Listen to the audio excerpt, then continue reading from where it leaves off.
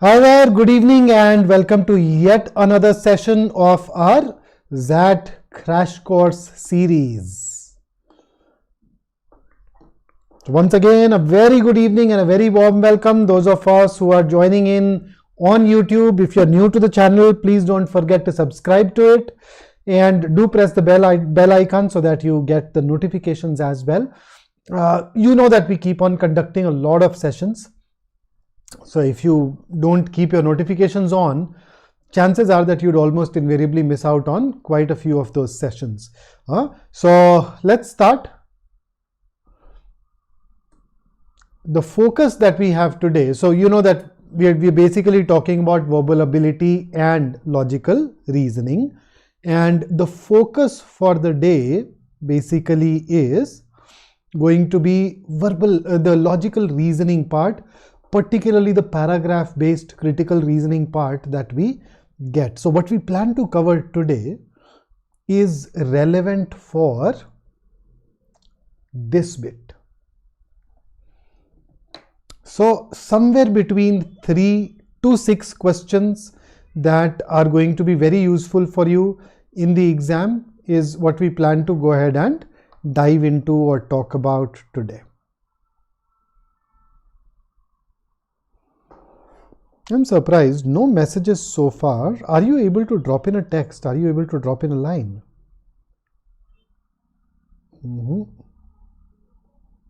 Hang on, I think, give me 1 second. Okay, yep. So Priyanshi and Neeraj did send the messages. I was not able to somehow see them, and now that I see them, I feel better. Okay, so do you have any questions, issues or concerns before I take you further?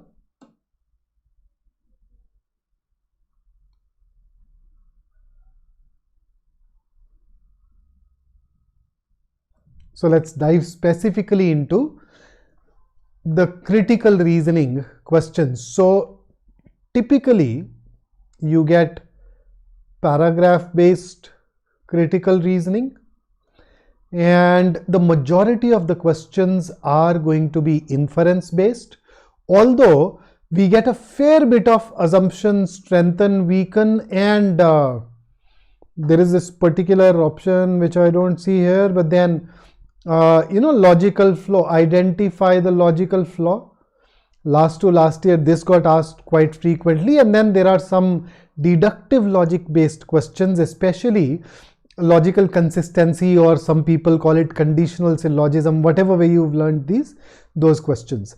Then if you become better at these, just like the CAT, it also helps you with reading comprehension, because your RC also has a fair bit of inference based questions there. So whatever we are going to cover today will essentially orient us towards this particular category, and by now I am sure you're already excellent at it, but if you need any input of any kind on any of these question types, do share it with me and I'd love to help you during the course of this session. So let's start. Here is your first question. So go ahead, solve it, answer it, and then we will see.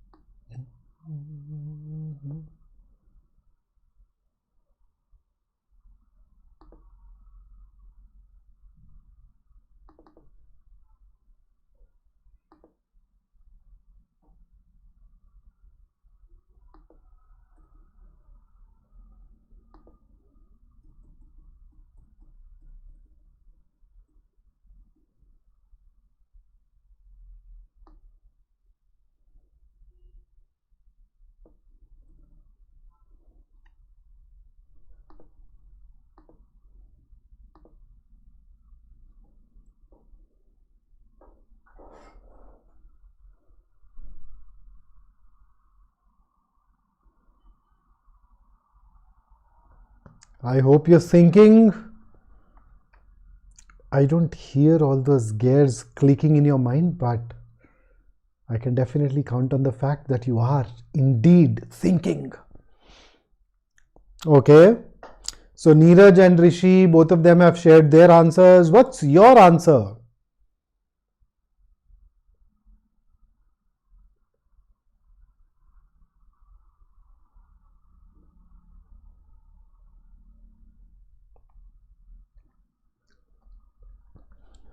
Oh, Pravallika.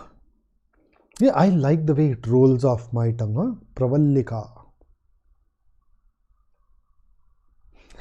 So absolutely. So I think so far the consensus is heading for B, and I'd also agree. Whatever we needed here should tell us that trust means that the probability is high. So C and E could have been eliminated there itself.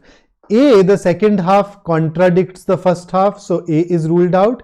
That basically leaves you with B and D. Now D brings in something external, extraneous, not to build defenses against his possible aggression. See, the opposite of trust is mistrust or distrust, where you'd say that the probability is low. We suddenly talking about attacking, and that obviously will not work, and thus B it is. But let's just review the basics once again. So in every paragraph based critical reasoning, you tend to be given a paragraph. After that paragraph, you see a question stem.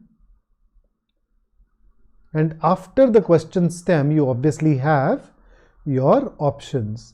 Now, the first thing that we study, the first thing that we read is the question stem.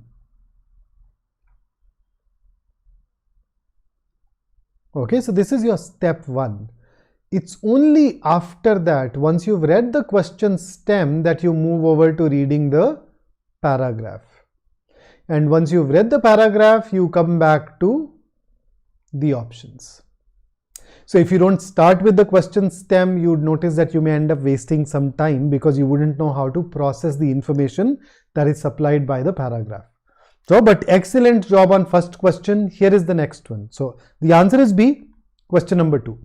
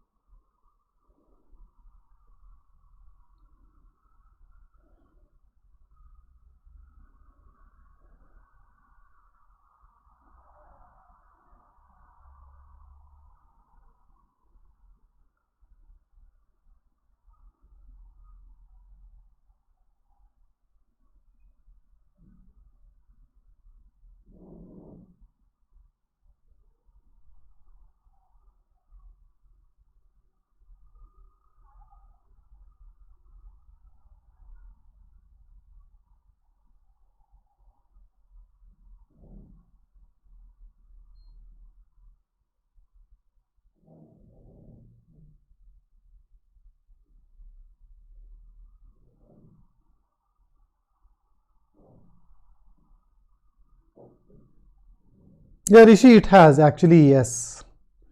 I think off late, but then probably you're using only 2020 as a reference point. I have seen that in the years even prior to that, where there was a year when we did not even see conventional passages.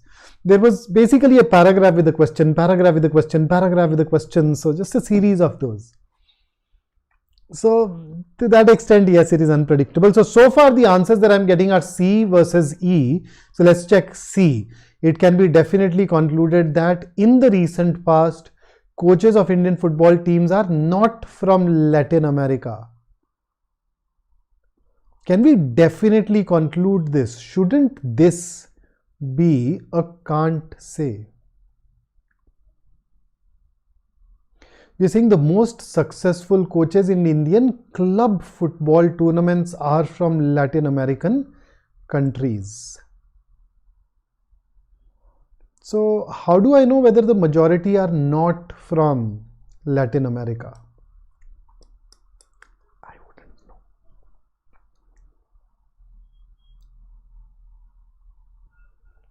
know. Because see, it talks about teams.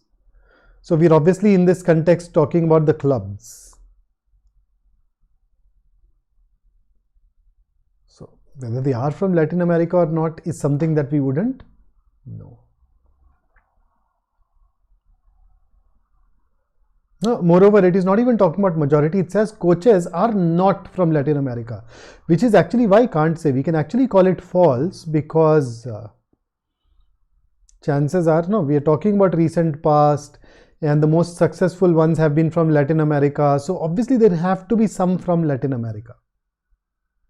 So C, no, we cannot say that it is true and thus can be ruled out. E on the other hand says it cannot be definitely concluded. So the more popular sport, the better the chance of producing a successful coach. Yeah, it can't say.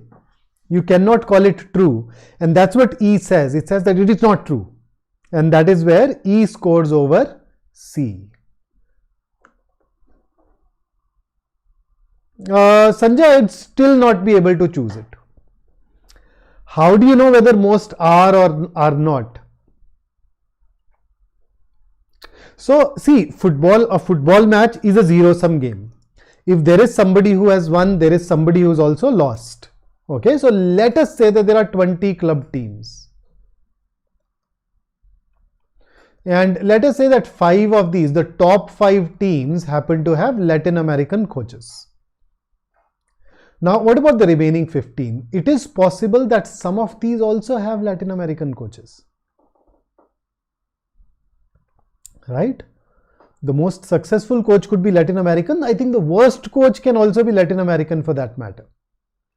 So, I don't know, even most would probably be ambiguous. So, it still end up labeling it as can't say. Here is your, so question number 2, the answer is E, and here is your third question that asks us for what?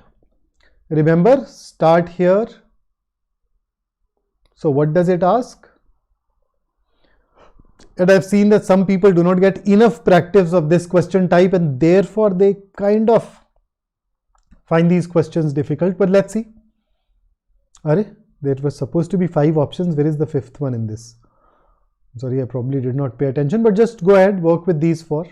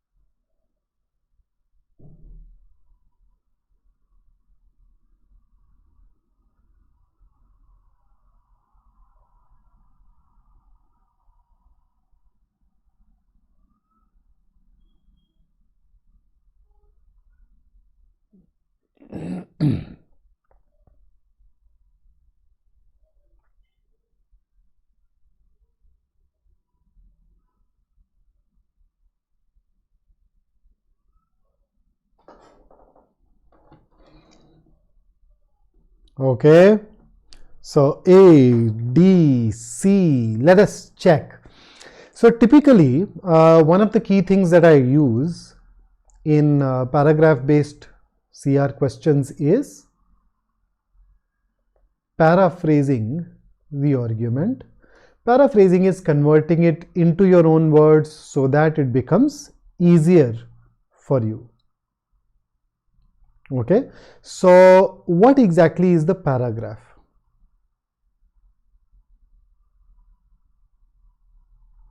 So I'd say that actually if I look at the first two sentences, they are not even that relevant, frankly. As in, they are relevant, of course, they are part of the argument, but this is the core.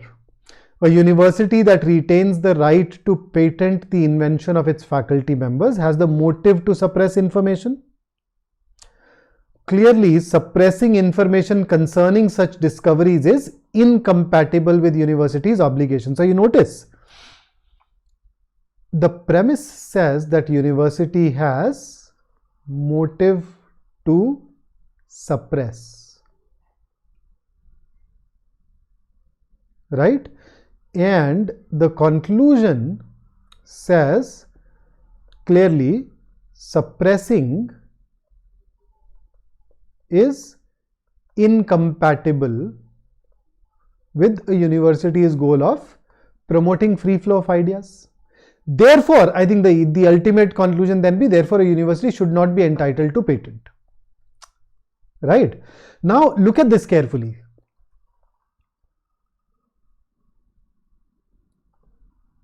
The premise says university has a motive to suppress, and the conclusion says suppressing is incompatible.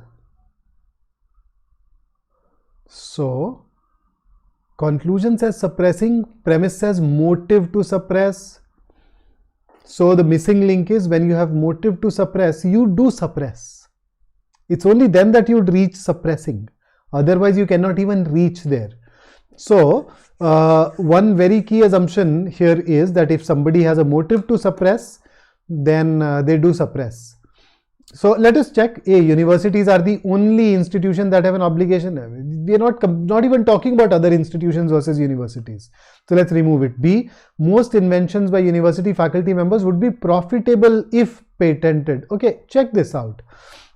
Is the argument talking about profits? The argument does not have any concern about the profit from these inventions. And the passage explicitly refers to potentially valuable discoveries. So the argument does not need to, moreover, no, because the argument tells you these are potentially valuable, you do not need to assume that most inventions by university faculty members would be profitable. Not even that some of these are profitable, considering that these are already stated there. So I only need to assume that there are going to be some discoveries. Whether they are going to be relevant or not would probably not even be needed. So you can, so considering that profit is not even being talked about, you can ignore it. And even if it were, the paragraph states potentially valuable discovery. It already tells you. So assumption has to be something that's unstated as well. So you can use that to rule it out as well. And then we've also picked up C, publication of reports is the only practical way to disseminate. How is it relevant for the argument? See, even if you get something patented, you do publish it. So the question here is whether you, that when you know that it is something that is potentially valuable, you don't even publish it until it is patented. You wait. So that wait is preventing free flow of ideas.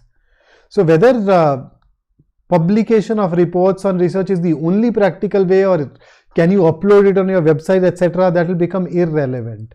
And but when you look at D, motive to suppress means that they do suppress. It is made even better by the use of the word occasionally, helps us arrive at D as the most superior answer. You can also deploy the negation test if you want to. Okay. So that's question number 3. Here is question number 4 for you. Now this is what we would typically term a conditional syllogism or logical connectives or logical consistency, whatever name that you've heard of it, you'd probably be able to use that. So go ahead, tell me what the answer should be.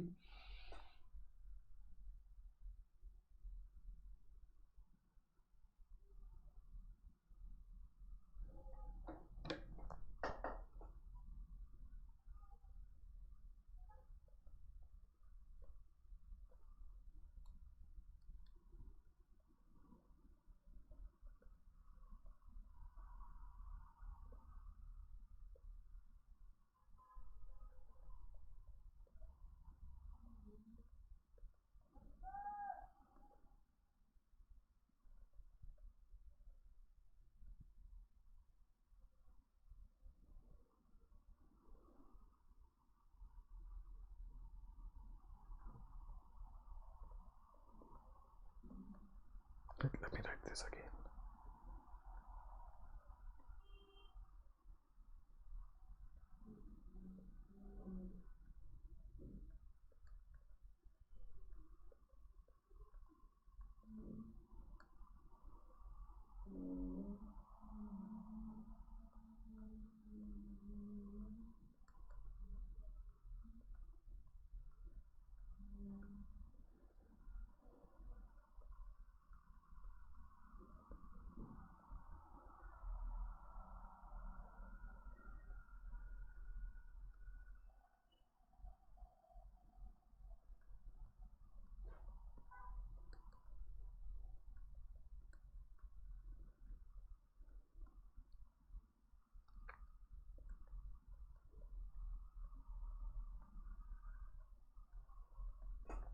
Okay, so let's start. The correct answer here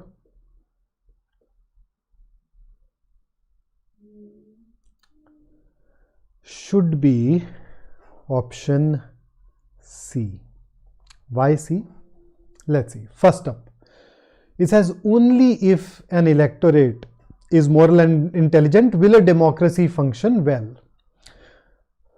So whenever you see an only if statement, whenever you say only if A then B, then you can convert it into A if B. Okay, so if you've gone through the class on logical consistency, you hopefully know this. So the only if will be removed from here. Array, I should not have erased everything. And we'd have if here. So an electorate, so if a democracy functions well, the electorate is moral and intelligent. So this becomes your cause, this becomes your effect. So effect 1 and effect 2, moral and intelligent. So if cause, then and effect 2, right? So what is true in the cases of if cause then effect? Cause implies effect, so cause will imply effect 1 and effect 2. But then do you have cause anywhere? If the electorate is moral and intelligent, then a democracy will function well? No. Either a democracy does not function well, or else the electorate is not moral or not intelligent. It's not an either or situation. So A and B, all of you have anyway ruled it out. So I'll look at D. If a democracy does not function well, then the electorate is not moral or not intelligent. Now tell me something. For if then statements, if the cause is not present, are you sure that the effect will also not come? Let me give you an example. If I am short, then I die. So if I'm short, then I die. Now if I'm not short,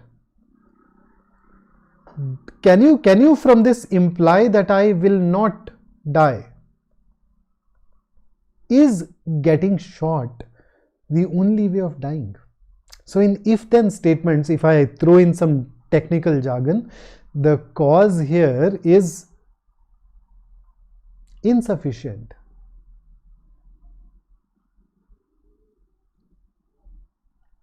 Okay. Sorry, the cause here is, the cause here is sufficient but not necessary. So if this cause exists, you definitely have the outcome, but it is not necessary. It means that even if the cause is not present, the effect may or may not come. So the problem with D is that if it says because the cause does not exist, the effect will also not exist. That's wrong.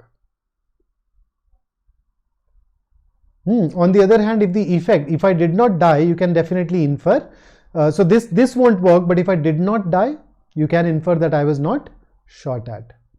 Okay, so basically the negation of effect, and the effect here is two things joined using and, so the negation will be negation of E1 or negation of E2 implying cause, and that is what is given to you in C. This is a highly formulaic area. There are very few areas that I teach where we have distinct formulae. So in case you have not studied it formally, in case you're not aware of logical consistency, then I'd recommend that you go ahead and review these ones, and that will hopefully help you get it right. So C gets it right. A, B and D are all possibilities. None of those gives you a certainty. So they're all can't say, they're not true, and that is why they cannot be inferred. Okay. And here is the next question for you.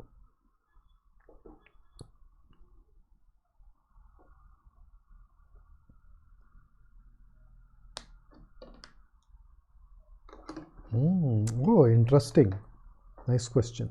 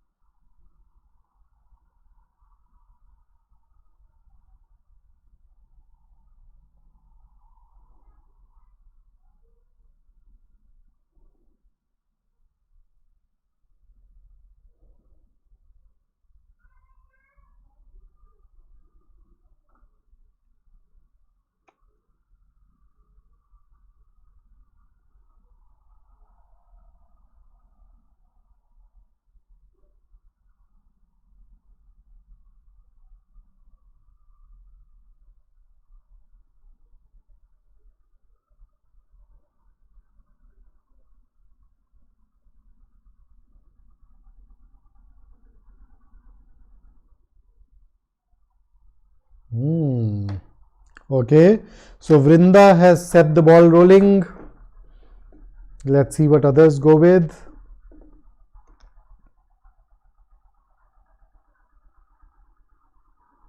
Okay, Ishwari, I see that. Pravalika. You guys have become good at inference questions, haven't you? So absolutely spot on. D is indeed true. It is not the result of protective genetic traits, because had it been the result of genetic traits, this part, those who migrate and adopt the diet and lifestyle of those traits is equal, then that would not have changed. So it's definitely not genetics. Okay, A says there is a definite correlation between pollution levels and disease. Nah, look at this. You're saying the pollution levels are comparable, yet at one place the instance of diseases are very less, at the other place they are high. So pollution levels, there is no correlation.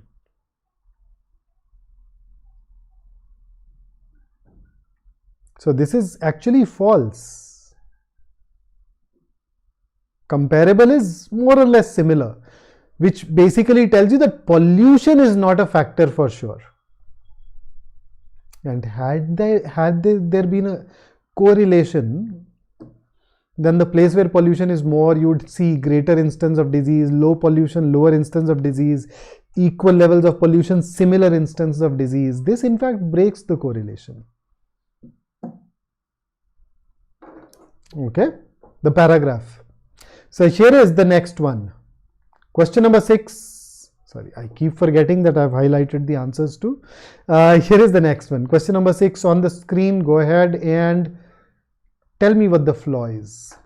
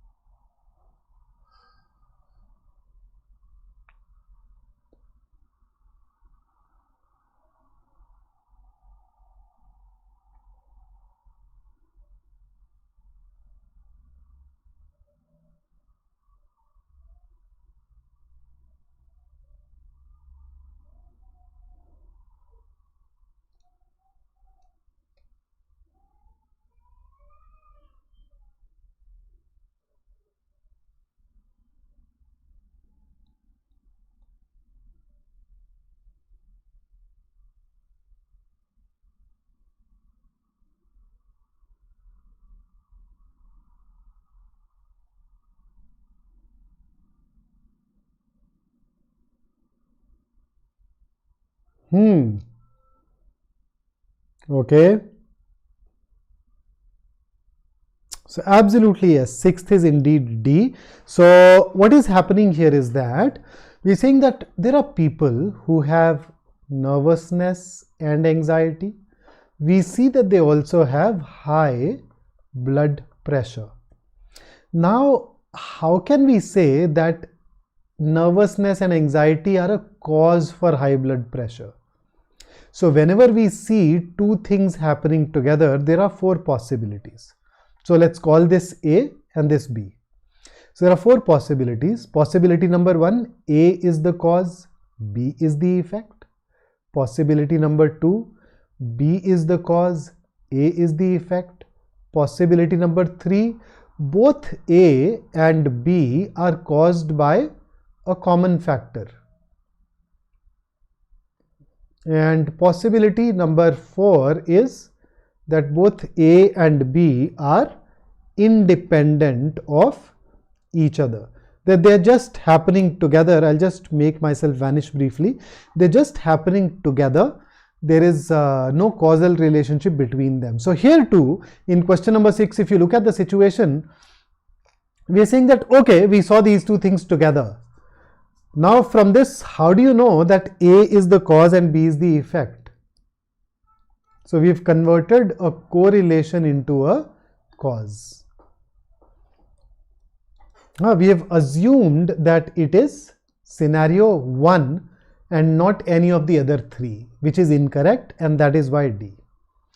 When you say A does not specify the term high blood pressure, no, that's not exactly a flaw here. So it should still work. B, it assumed that personality are existent in people. Are we saying that nervousness and anxiety are personality traits and not psychological issues? Moreover, even if you, okay, and even if it does, why is it a flaw? What is wrong with it? So B is still okay, nothing wrong. So see, logical flaw is something that tells you that, hey, the argument is wrong because the author has done this. So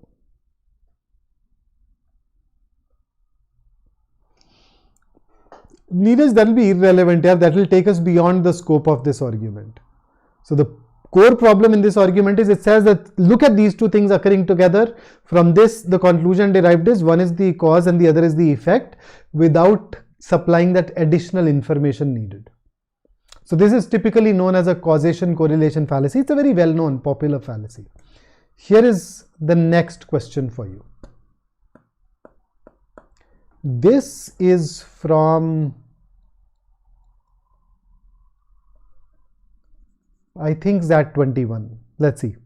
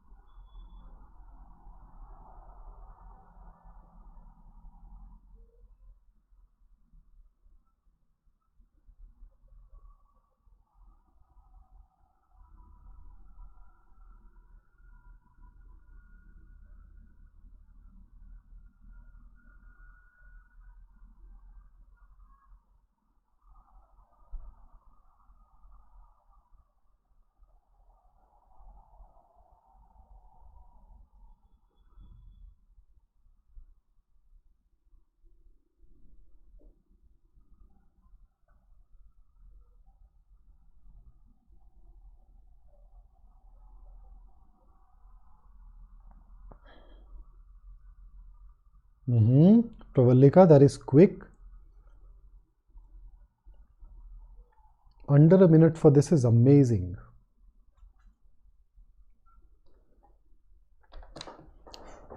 Okay, so far I've gotten a C, I've gotten an E.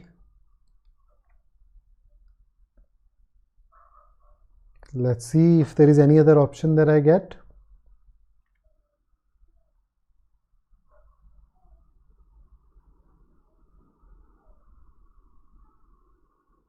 Okay. So C versus E so far. Let us check. E says Paleolithic people possessed advanced artistic culture. Can we conclude this? We know that they possessed the ability to communicate a narrative using their art. The painting suggests that a highly advanced artistic culture existed some 44,000 years ago. So we are talking about, if you're basing it on this, then you're saying that there is one culture that did that. E generalizes it to all Paleolithic people. So there is a problem there. So that makes E can't say. Okay, I've also gotten a B. Let's check B. The painting time span stamps the beginning of the evolution. So this is the oldest. Does that mean that this is where it started? This is the oldest piece of evidence available. Maybe tomorrow we get another painting which is from even further back in the past.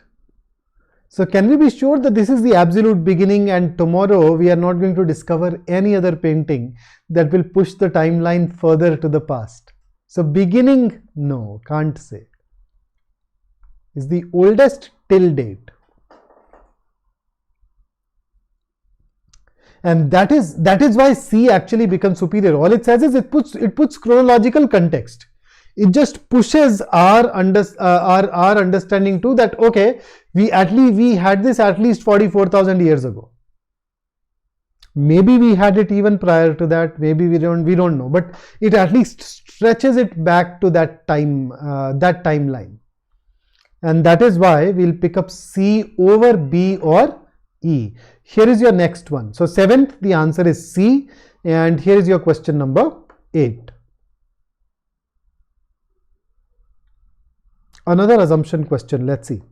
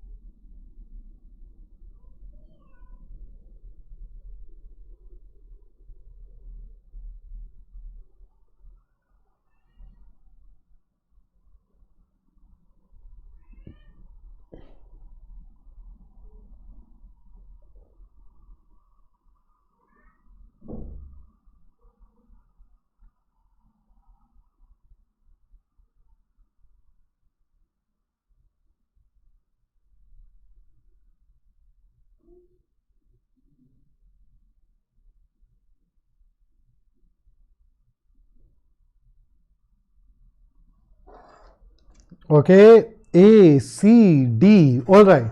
So I think the conclusion here is pretty clear. It is after therefore that the new law will reduce the revenue available for the operating budget.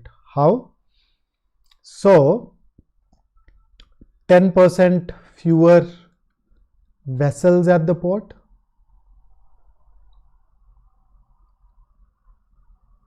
plus you know that most of the tourists come by ships, and the tourist expense, the tourist spending contributes heavily to the economy. So now that there are 10% fewer vessels, your revenue is going to be impacted. So the assumption here is that fewer vessels means fewer tourists. So because you have fewer vessels, the city will get fewer tourists. That's basically it. Without this, we cannot arrive at the conclusion. Now, A says the response to adoption of the new safety rules would not include a large increase in the number of passengers per ship. So A says, hey, you will not see more passengers boarding the remaining ships now. So the number of passengers per ship will remain the same, where the implication is that because the number of ships is now declining, number of passengers will also decline. So this is a roundabout way of stating that assumption. Okay, let us check C and D. The reduction in tourist numbers will not result mainly from a reduction in the number of tourists who spend relatively little.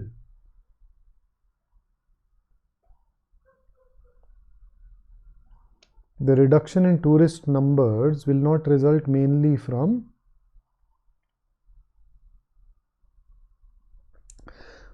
see, even if C is true,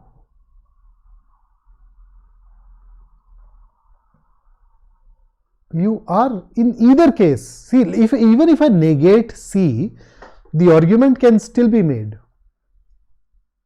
So if I remove this not, I've managed to negate it. Will result mainly from this. So what? The argument can still be made because of the word mainly. So the revenues are still going to decrease and the argument still remains valid. And if I look at D, the moment you say only,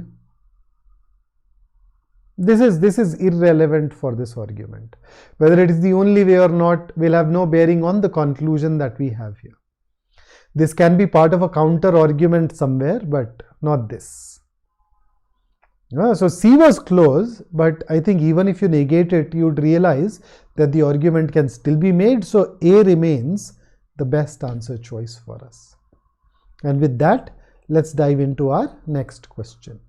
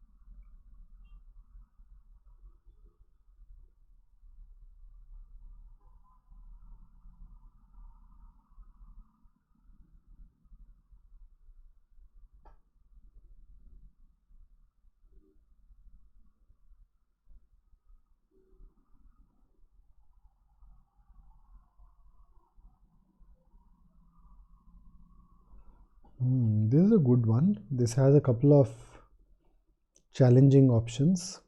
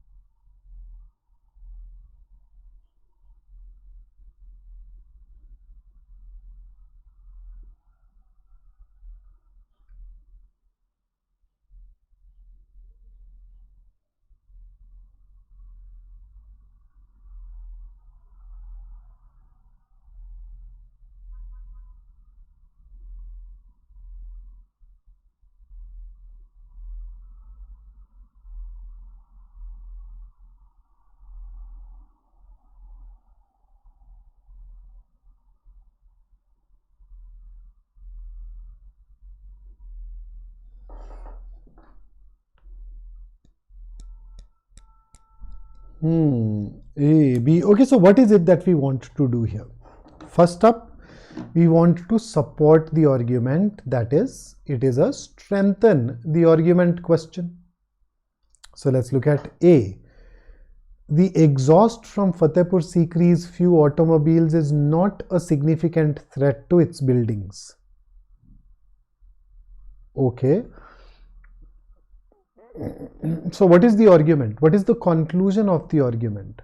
The conclusion is damage to historical buildings from the bus's exhaust will diminish significantly. Is A even relevant to the argument?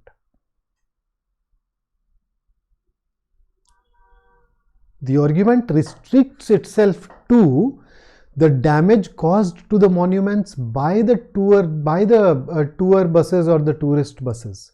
So this option A takes us beyond the scope of this argument, should be eliminated.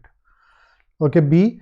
Fatehpur Sikri's buildings are not threatened by pollution other than engine exhaust. Once again irrelevant, because the argument just looks at the impact of the exhaust of the buses on the buildings and then concludes that okay, now because a parking place has been provided, the damage from that exhaust will diminish. So whether the damage from the other sources will diminish or not will be irrelevant. So C or D? I've also seen D. Okay, let's check. More tourists come to Fatehpur Sikri by tour bus than by any other single means of transport. Okay, but then the argument already tells you that there are many tour buses that come to the city. D merely tells you that of all the tourists that come in, tour buses are a preferred mode of transport as compared to the others. And that's probably the reason why many tour buses come to the city. But this is something that we already know. But okay, it at least is adjacent to the premise. However, if you look at C, it brings in something new as well. Why? It says tour buses typically spend less than 1/4 of the time transporting passengers from one side to another. So basically, if the buses remain in the city for 8 hours, out of these 8 hours, less than 2 hours are spent driving and more than 6 hours are spent idling. So you know the impact.